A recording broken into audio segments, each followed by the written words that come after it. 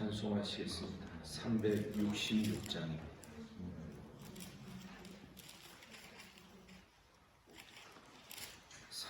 (366장으로) 찬송하겠습니다.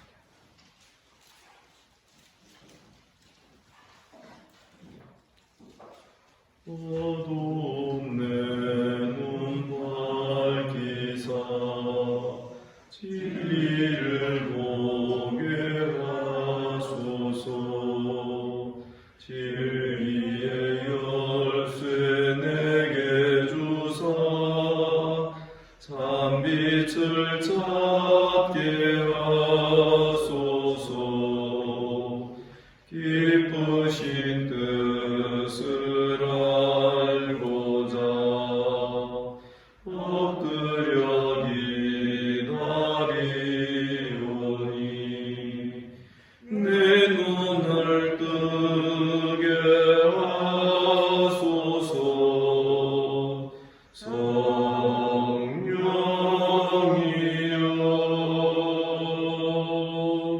막혀진 내 귀 여시사 주님의 귀한 음성을 이 귀로 밝히 들을 때에 내 기쁨 한량 없겠네. 기쁘신 뜻을 알고자 엎드려 기다리오니 내 귀를 열어주소서. 성령이여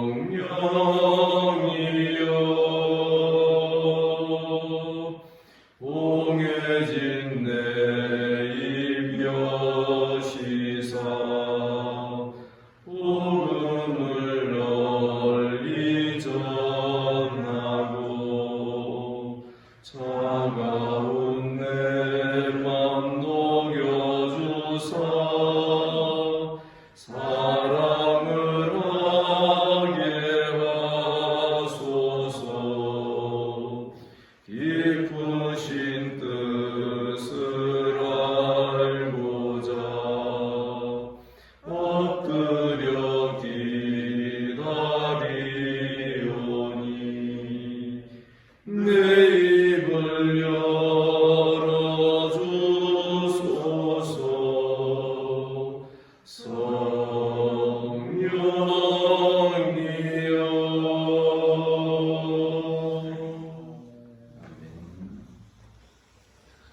주님께서 이 아침에 우리를 또 이 자리로 불러주신 줄을 믿습니다.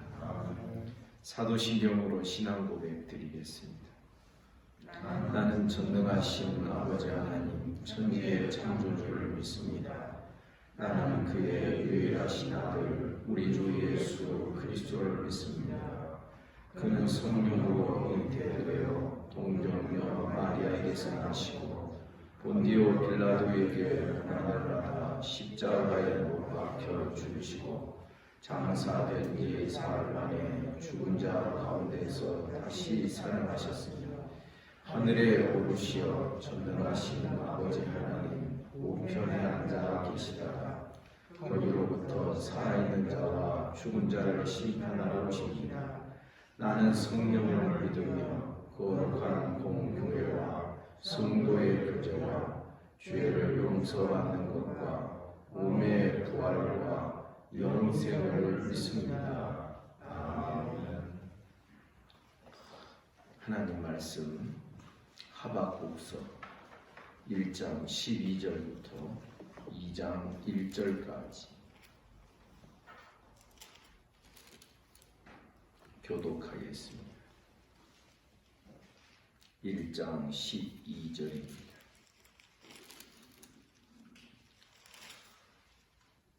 선지자가 이르되 여호와 나의 하나님 나의 거룩한 이시여 주께서는 만세 전부터 계시지 아니하십니까?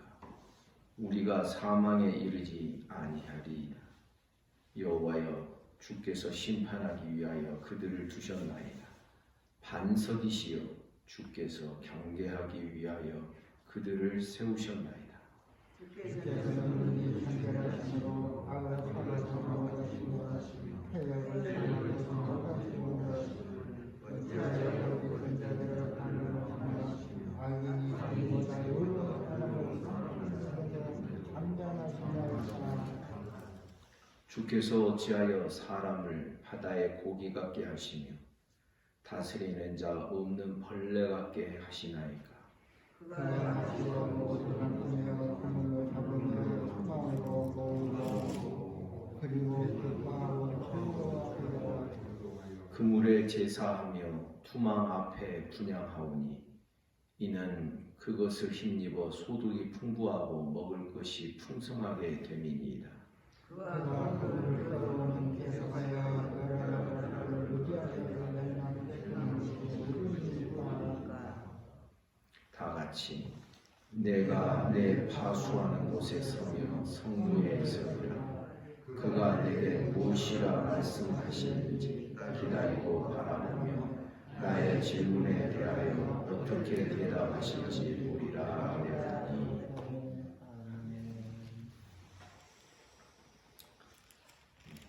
어제 본문에 보시면 1장 4절에서 율법이 해이하고 율법이 마비됐다는 것인데 정의가 전혀 시행되지 못하오니 이는 악인이 의인을 애워쌌으므로 정의가 굳게 행하여집니다. 여기 악인이 의인을 애워싼다는 이 표현, 여기에 악인은 하나님을 모르는 자들을 말하지 않습니다. 유다 안에 있는, 쉽게 말하면 구약 교회 안에 있는 악인들을 말하는 것입니다. 유다 내부의 악인들, 교회 안의 악인. 이것은 시편을 강론할 때에도 말씀을 드렸습니다. 악인들이 의인을 군박하고 핍박하게 되는 이것은 마치 예수께서 이 땅에 오셨을 때 그 유대인들로부터 예수님이 가장 많은 핍박을 받으셨던 것과 똑같은 모습인 것이죠. 두 마음을 품고 이중적인 그러한 혼합주의로 살아가는 사람들은 그 신앙이 자기와 다른 사람에 대하여서는 함부로 말하게 되고 함부로 입방아를 짚고 그리고 판단하고 정죄하는 그 특징을 가지고 있는 것입니다. 하박국 선지자는 먼저 유다 사회, 구약 교회 안에 있는 이 불의한 문제, 이것을 가지고 하나님 앞에 질문을 던진 것이었습니다. 하나님 언제까지나 이런 악인들을 두고 보시겠습니까? 지금 율법이 마비되어 있지 않습니까? 정의가 시행되지 않고 있습니다. 악인이 의인을 애워쌌으므로 이 애워쌌다라는 이 표현이 시편에 그대로 나오는 표현인 것입니다. 악인이 의인을 애워쌌으므로 정의가 굳게 행하여졌습니다. 이 질문에 대한 하나님의 답변이 그 악인들을 심판하시기 위하여 더 큰 악인을 준비하셨다라는 것이었습니다. 5절부터 11절에서 하나님은 표범보다도 더 빠르고 이리보다 사납고 독수리의 나름과 같이 여러 사람들을, 많은 사람들을 모래같이 사로잡아갈 갈대아인들 바벨론의 출현을 말씀하고 있는 것입니다.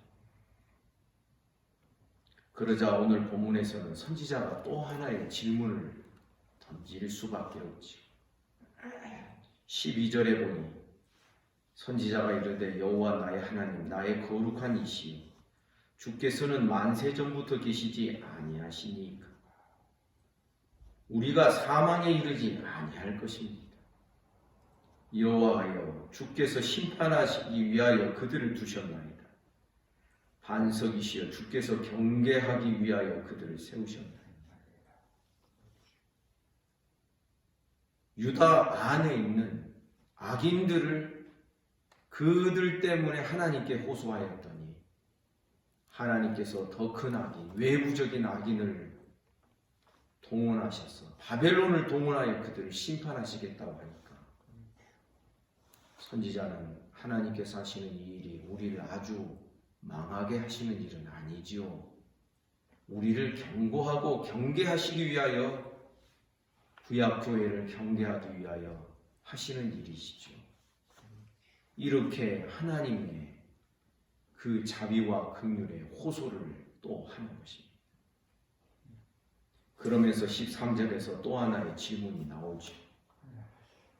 주께서는 눈이 정결하심으로 악을 참아 보지 못하시며 패역을 참아 보지 못하시거늘 어찌하여 거짓된 자들을 방관하시며 악인이 자기보다 의로운 사람을 삼키는데도 잠잠하십니까?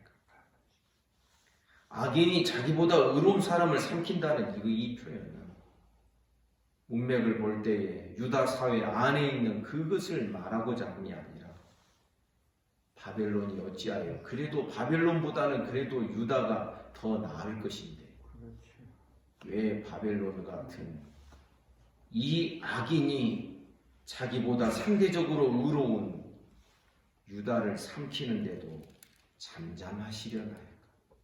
하나님이 하시는 일에 대한 질문을 하고 있는 것입니다. 그러니까 믿는 자들 가운데서 악인이 있습니다. 이 악인은 사람이 악해서 악인이 아니라 그 안에 하나님으로만 형성되어 있는 게 아니라 세상적인 것이 같이 들어와서 이중성을 가지고 있습니다. 그러면 어떻게 됩니까? 어떤 일을 생각하고 의견을 나누고 그럴 때 때로는 옳고 그름을 분별해야 될 때가 있습니다. 그럴 때에 여러분 악인이 의인을 하나님의 말씀만을 붙들면서 나아가고자 하는 의인을 핍박하게 되고 그러한 일들이 계속되니까 선지자가 이런 악인들 때문에 하나님께 호소했더니 그보다도 더 사나운 악인들을 동원해서 바벨론을 동원해서 그들을 심판하시겠다는 겁니다. 이것이 하나님의 공의에 맞습니까? 질문하는 것입니다. 왜 악인이 자기보다 의로운 자를 집어삼키도록 하나님 그렇게 일하시려고 하십니까? 14절 이하에 보면 주께서 어찌하여 사람을 받아 고기 같게 하시니 다스리는 자 없는 벌레 같게 하시나이까. 이렇게 말하는 이유가 9절에서 강포를 행하는 이 바벨론이 사람을 사로잡아 모으기를 모래같이 많게 할 것이다. 이런 말씀에 대한 선지자의 표현이 이러한 것입니다. 15절 그가 낚시로 모두 낚으며 그물로 잡고 투망으로 모으고 그리고는 기뻐하고 즐거워하고 16절 그물에 제사하며 투망 앞에 분향하오니 이는 그것을 힘입어 소득이 풍부하고 먹을 것이 풍성하게 됨이니이다. 17절 그가 그물을 떨고는 계속하여 여러 나라를 무자비하게 멸망시키는 것이 옳습니까? 하나님 바벨론을 동원하여 이런 일을 행하시다니 여러 나라들을 무자비하게 멸망시키는 그들의 행위가 옳습니까? 하나님이 그들을 사용하셔서 구약 교회 안의 악인들을 심판하시고 그들을 멸하시는 것이 옳은 일입니까? 이렇게 하나님 앞에 질문을 또 던지게 되는 것입니다. 그리고서는 2장 1절에서 내가 내 파수하는 곳에서 성루에 서리라. 내 파수하는 곳이라고 그랬습니다. 이 부분에 대한 주석가들의 설명이 무엇이냐면 지금 일반적으로 파수꾼이 있는 파수대를 말함이 아니라 여러분 우리도 가끔 그럴 때 있습니다. 저도 광주에 이사 오고 얼마 안 있어서 이제 교육관을 짓고 그리고 그때 거의 습관적으로 해질 무렵이 되면 옥상에 올라가서 이 주변을 바라보면서 기도하고 있었어요. 이 하박국 선지자가 이 예루살렘의 타락과 부패와 그 이중성들, 이것을 생각하면서 하나님 앞에서 그가 자주 올라가서 서는 그 거의 자기가 정한 것 같은 지정된 장소가 있었을 것이라. 내가 내 파수하는 곳에 서며 성루에 서리라. 그가 늘 서서 바라보며 탄식하며 기도했던 그 자리에 가서 이 하박국 선지자가 하나님께 기도하며 그 자리에 서서 하나님의 또 응답을, 하나님의 답변을 기다리겠다라는 것. 그가 내게 무엇이라 말씀하시는지 기다리고 바라보며 나의 질문에 대하여 어떻게 대답하시는지 보리라. 그래서 내일 본문에서는 하나님의 대답하신 답변이 쭉 기록이 되어 있습니다. 사랑하는 여러분, 우리의 신앙에도 의문과 질문을 갖는 것이 필요합니다. 우리는 하나님께서 행하시는 모든 일에 대하여 우리도 어떤 의미에서는 질문을 갖고 하나님 어찌하여 어느 때까지입니까? 하나님 왜 이런 일이 일어납니까? 여러분, 우리도 그런 하소연과 한탄과 탄원과 질문을 갖는 신앙이 되어야, 그리고서 하나님의 답변을 우리는 잠잠히 고요히 들어야 되는 것입니다.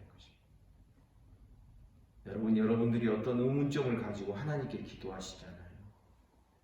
몇 주 내에 반드시, 목회자도 모릅니다만 교회 강단을 통하여 그에 대하여 대답해 주시고 답변해 주시는 것이 있게 될 줄 믿습니다. 거의 그렇습니다. 그래서 선지자가 내 파수하는 곳, 내가 습관적으로 올라가서 예루살렘을 바라보며 하나님 앞에서 호소하고 기도하는 그런 장소에서 하나님의 답변을 기다리고 있었던 것처럼, 여러분, 우리도 이 시대에 하나님께서 참으로 파수꾼처럼 파수하는 역할을 하도록 우리를 부르신 줄을 믿습니다. 우리도 이 사회, 한국교회, 이것을 바라보며 우리는 마음의 개탄을 금치 못할 때가 종종 자주자주 있지 않습니까? 그러할 때 하나님께 기도하고 하나님의 답변과 하나님의 응답을 말씀 안에서 구할 수 있어야 되는 것입니다. 그러면서 내일 본문에 나오는 하나님의 응답이, 하나님의 대답이 어떤 것인지 우리는 내일 또 살펴보게 될 것입니다. 그런데 궁금해서 슬쩍 들여다봅니다. 4절에 보니 보라, 그의 마음은 교만하며 그 속에서 정직하지 못하나 악인들은 그러하다는 것이, 의인은 그의 믿음으로 말미암아 살리라. 아멘. 의인은 믿음으로 말미암아 살리라. 하나님 하시는 방식이 있고 하나님께서 그 일을 행하시는 때가 있는데, 이 하박국서에서는 이 두 가지를 분명하게 우리에게 가르쳐주고 있는 것입니다. 선지자도 그 때를 질문했습니다. 하나님 어느 때까지입니까? 그래서 그 때가 온다 말씀하십니다. 선지자는 방식에 대하여 또 의문을 제기합니다. 하나님, 바벨론 도본에서 유다를 멸하시는 것이 이것이 옳습니까? 근데 하나님은 당신이 하시는 그 방법에 대하여, 행하시는 그 원리에 대하여 의인은 그의 믿음으로 말미암아 잠잠히 참고 기다리는 믿음으로 사는 것이다. 사랑하는 여러분, 우리도 지금 이 현대 교회 안에 살면서 조그만 이야기를 이렇게 건드려 보면요, 한국교회 부패상에 대해서는 자기가 듣고 있는 바가 막 쏟아져 나올 것입니다. 사랑하는 여러분, 저는 그러한 것을 모르는 것이 옳다라고 말씀드리는 것이 아닙니다. 눈이 있고 귀가 있는데 보지 못하고 듣지 못하고 있겠습니까? 그것을 하나님 앞에 탄원하고 하소연하고, 마치 파수꾼이 그 성 전체를 지켜내는 것처럼, 여러분, 그래서 어떤 목사님 말씀하신 것 기억하실 것입니다. 어느 지역의 교회가, 한 교회가 세워졌다는 것은 그 교회, 그 지역의 영적인 성읍이 세워지는 거랑 꼭 같다고 했습니다. 여러분, 우리끼리 신앙생활 잘하는 것이 목적이 아닙니다. 우리끼리 재미있게 살다가 우리끼리 천국 가고 이것이 목적이 아닙니다. 이 시대, 이 땅을 우리가 막아서는 역할을 할 수 있어야 되는 것입니다. 그거 하라고 우리를 왕같은 제사장으로 삼아주신 줄 믿습니다. 한국교회 제발 성도들이, 모든 성도들이 평신도라는 단어 뒤에 숨어 있지 않아야 됩니다. 왕같은 제사장이라고 어떤 때는 저한테도 막 우리 성도들 말씀하신 분 있지 않습니까? 그래서 제가 맞습니다 그랬습니다. 여러분, 평신도라는 단어를 누가 만들었다고요? 로만 캐톨릭이 만들었습니다. 원래 개혁주의 교회는 평신도라는 단어를 쓰지 않습니다. 그런데 평신도라는 단어 뒤에 숨어서 편하게 신앙생활합니다. 여러분, 목회자의 문제도 있죠. 그런데 저는 똑같이 성도들의 문제도 있다라고 저는 늘 생각을 합니다. 여러분, 성도들이 목회자 핍박하는 건 없나요?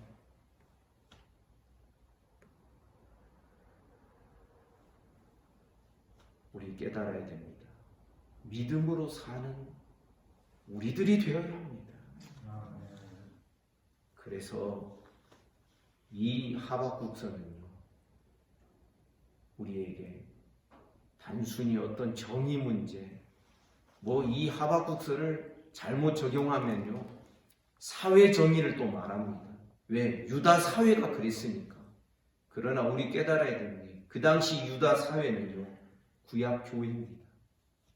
그래서 이 말씀은 1차적으로 교회에 먼저 적용을 해야 돼요.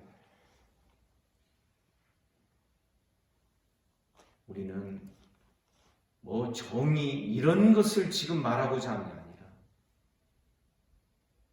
정말 우리는 믿음으로 사는 파수꾼들이 되어야 하는 것입니다. 그 책임이 우리 모든 성도들에게 있는 것입니다. 그 책임을 짊어지고 사느라고 여러분, 다른 사람의 허물과 약점이 눈에 잘 안 보여야 됩니다. 누구처럼? 누가복음 18장에 기록되어 있는 세리처럼. 그 앞에 기록된 바리새인의 눈에는 자기의 좋은 행위가 막 눈에 보였고, 나는 저 세리와 같지 아니함을 인하여 감사합니다. 그랬습니다. 세리가 막 눈에 보였습니다. 세리의 잘못이. 그러나 여러분, 세리는 어떠합니까?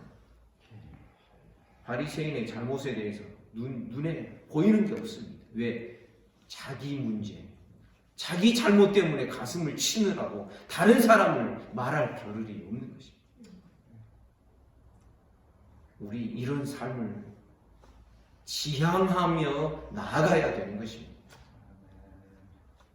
다른 사람의 관심이 많은 것은 우리가 하나님 앞에서 선지자이기 때문에 이 교회와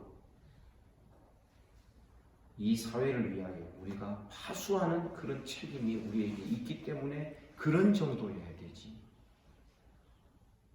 우리가 다른 사람을 판단하고 정죄하게 되면 우리도 똑같은 악인이 될 수밖에 없다라는 것을 우리가 잊지 말아야 됩니다. 성도 여러분, 파수꾼이 되시기를 주님의 이름으로 축복합니다. 이단들이 이 용어들을, 좋은 용어는 다 가져갑니다. 그러나 우리는 파수꾼이라는 단어가 우리의 사명을 가르쳐 주기도 하고 우리의 역할을 보여주기도 하기 때문에 우리 잘 사용하면 될 줄 압니다. 뉴스를 볼 때마다 우리는 이 사회를 향하여서 기도가 필요하다는 것을 깨달아야 됩니다. 여러분, 뉴스를 보면서 기도가 나오는 우리 성도들 되시기를 주님의 이름으로 축복합니다. 우리 왕같은 제사장, 선지자의 사명을 감당하는 이 시대 한국교회 모든 성도들 되시기를 주님의 이름으로 축복합니다. 기도하겠습니다. 하나님 아버지, 은혜와 사랑을 감사합니다. 이 아침에 우리를 이 자리로 불러주셨고 주의 말씀을 대면하게 하시며 우리가 내 가정과 내 한 몸 지켜내고 살아가는 것으로 만족할 수 없는 자들인 것을 깨닫게 하여 주시니 감사합니다. 주님 부르시는 그날까지 우리를 부르신 그 뜻을 순종하며 왕같은 제사장이요 선지자의 사명을 감당하는 우리들 되게 하옵소서. 주님의 교회 안에 악인들이 있지 않도록 날마다 말씀 안에서 악인들이 회개하고 선한 길을 좋아하고 하나님밖에 모르며 영과 육이 혼재되어 있는 것이 아니라 신령한 자들 되어 영적으로 분별하며 살아갈 수 있는 우리 모든 성도들이 되도록 축복하여 주옵소서. 주님, 오늘도 이 아침에 몸이 아픈 성도들을 만져주시기를 원합니다. 소희를 하나님 붙들어 주옵소서. 사랑하는 그 아이를 하나님 어루만지시고 쓰다듬어 주시기를 원합니다. 송사모님 은혜 주시기를 원합니다. 예수 이름으로 명하노니 깨끗함을 받을지어다. 하나님, 우리 모든 성도들 강건하게 하시고 또 오늘 저녁에 대각성 기도의 4번째 날 저녁 시간을 갖습니다. 우리 성도들 기도할 때 은혜 주시고 복을 내려주시며 이 자리를 사모하도록 은총을 베풀어 주옵소서. 오늘도 나라와 민족을 지켜주시고 한국교회를 불쌍히 여겨주시고 북한 땅과 주변의 나라들, 지구촌에 사는 모든 인생들을 깨지기 쉬운 연약한 존재들입니다. 하나님 불쌍히 여겨 주옵소서. 오늘 하루의 모든 삶을 우리 주님께 의탁합니다. 예수님 이름으로 기도하옵나이다. 아멘. 말씀 묵상 하시겠습니다.